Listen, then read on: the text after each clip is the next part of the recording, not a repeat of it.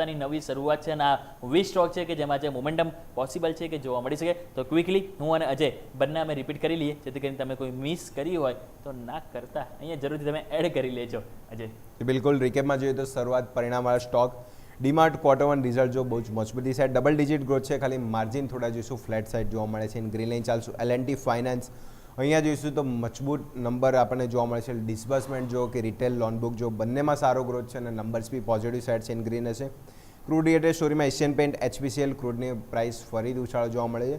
અહીંયા બંને સ્ટોકમાં દબાણ શક્ય છે. નેગેટિવ એક્શન જોવા મળી શકે. રેડ રહેશે કાર ટ્રેડ. અહીંયા જો બ્રોકરેજીસ પોઝિટિવ થઈ રહ્યા છે, હજી પણ જો 25% અપસાઇડના ટાર્ગેટ આપ્યા છે તો મોમેન્ટમ શક્ય તેજી તરફી જોવા મળી શકે. ONGC અહીંયા બી જો ક્રૂડ રિલેટેડ સ્ટોરી ફરીથી હાઇલાઇટ થશે અને જો તેજી જોવા મળે છે. રિફાઇનરી સ્ટોક માટે પોઝિટિવ એક્શન જોવા મળશે. SBI કાલથી ફંડ મેનેજમેન્ટ IPO ચાલુ થઈ રહ્યો છે. ઓલમોસ્ટ જોઈશું તો પ્રી IPOમાં જ ઓલમોસ્ટ 1600 કરોડ આજુબાજુ હિસ્સેદારી વેચી દીધી છે.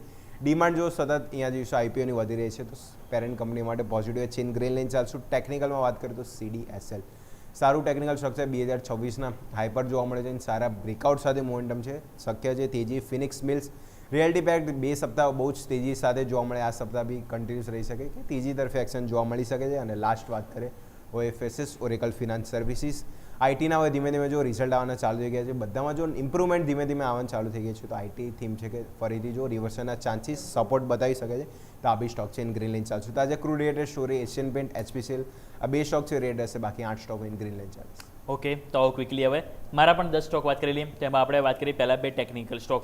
એમાં આપણે વાત કરી ગોદરેજ ઇન્ડસ્ટ્રીઝ. તમે જો તે વીકલી બેસિસ આપણને સરસ મોમેન્ટમ પણ જોવા મળી છે અને તમે નજર કરો તો આપણને છેલ્લા 5 વીકથી જે મોમેન્ટમ આપણને જોવા મળ્યું છે, તમે જો હાઈ લો ફોર્મેશન એ બની રહી છે અને મહત્વના રેઝિસ્ટન્સનું તમે જો બ્રેકઆઉટ જોવા મળે જે બતાવે છે કે મોમેન્ટમ આપણને એક સરસ પોઝિટિવ સાઇડ જોવા મળી શકે.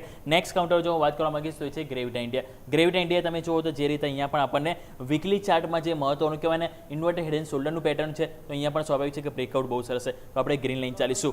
LTM તમે નજર કરો તો અહીંયા જે કંપનીના પરિણામ આવે છે પરિણામ બહુ સરસ પોઝિટિવ છે તો ગ્રીન લાઇન ચાલીશું. ઇન્ડિગો તમે જુઓ તો ઇન્ડિગોના જે સમાચાર છે કે અમે એક લેટર પણ વોર્નિંગ લેટર ઇસ્યુ આપ્યો છે DGCA અને બ્રેન્ટ ક્રૂડ ઓઇલ ફરીથી વધ્યું છે તો એ નેગેટિવ સમાચાર છે તો રેડ લાઇન ચાલીશું.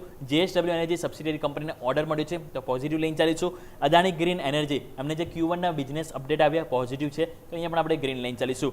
પાછી આપણે વાત કરી પાવરિકા. એમને કંપનીના રિવર્સ તમે જો ઓક્શનમાં એક સફળ બિડર તરીકે એમનું નામ આવ્યું છે તો મોમેન્ટમ પોઝિટિવ જોવા મળી શકે.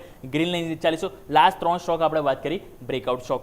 મેપમાં ઇન્ડિયા 1 વર્ષ બાદ સૌ પ્રથમ વખત કન્ટિન્યુ 2 અઠવાડિયે 100 ડેમન ઉપર ક્લોઝ થવામાં સફળતા મળી છે તો મોમેન્ટમ પોઝિટિવ જોવા મળી શકે અને વિથ હાયર વોલ્યુમ તો અહીંયા ગ્રીન લાઇન ચાલીશું.